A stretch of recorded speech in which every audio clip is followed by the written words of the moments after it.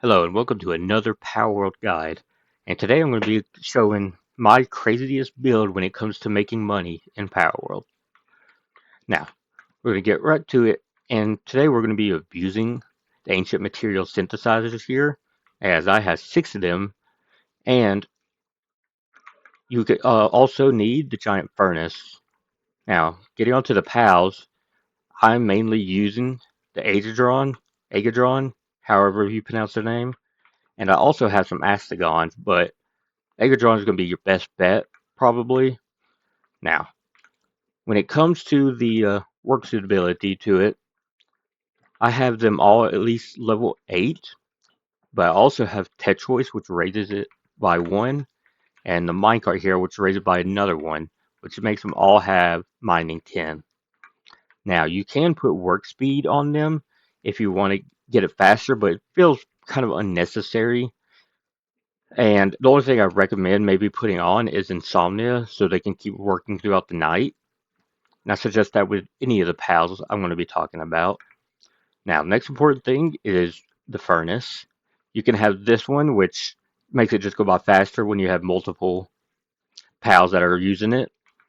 And I also have the power generator here, the ancient kind, and a capacitor, so it works throughout the night in case you do have mine. Like these Asagons here do mine out through the night, but if you have all of them with insomnia, then it's a good thing to have the power capacity, as most normal pals are going throughout the night.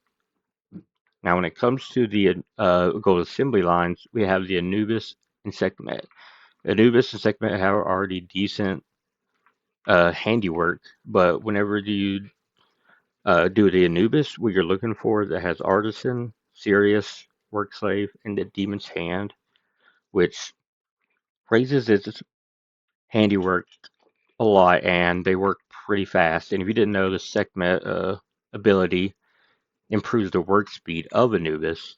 Now you can see I have right here the 680,000, another 620,000, and another 940,000. And it just starts racking up. That was just from not even a full run of a thing. And just from starting this video, I've already gained 1,200 ore. Now, if we're getting into the specifics of how much ore and money you can make, from my calculations, of what I farmed for 1 hour, I gained 8,750 ore.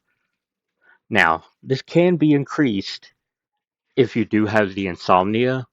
It could probably increase it by a bit, but once again, I find it really unnecessary. But if you're going for peak efficiency, I say do that.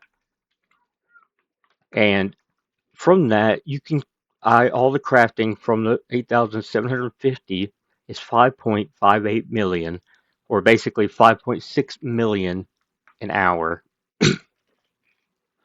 Now, since I do have 21 pals on the base, if you wanted to cut this down, you could easily just get, a different furnace that only requires 1, and that cuts off 3 right there, putting you at 17. And you could maybe get rid of, like, my Yormtide, the watering, for the electricity thing here. And also, I have the Knocklims as transporting pals. You could also just cut one of them, and I'll put you around with 15. But I wouldn't really go any lower than that. But you always want to make sure you have at least the 6 mining pals and your 6 pals right here for the crafting, as this will be the fastest way to earn all that money. Now, if you didn't know, there's a good way to use all this money in the late game. You can, if you could do it in the early game, that's good, but this is mostly a late game build thing. As I have right here, look, I have like the wandering merchants and stuff all around the base.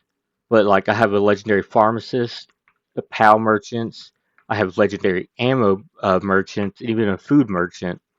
Those are going to be your best bet because buying stuff like over here with the legendary ammo merchant, you can buy all some of the late game ammos, and they can be quite expensive. Like this beam launcher is 13,000 per. I mean, yeah, I can buy 163, but if you're doing stuff like rage or just going around killing pals in like the World Tree and stuff, this ammo goes by pretty quickly. So having a good source of money can help because I'm using the beam launcher, the heavy assault rifle, and the beam scatter at the moment, and being able to just buy this ammo instead of farming for it that way is just so good. And also just having regular merchants around where you can buy POW organs and some of the other stuff you need to farm the like right here we have the legendary pharmacist who you can buy just good recovery meds, sick things, and strange juices, and these are all just really nice to have just there at your base at all times.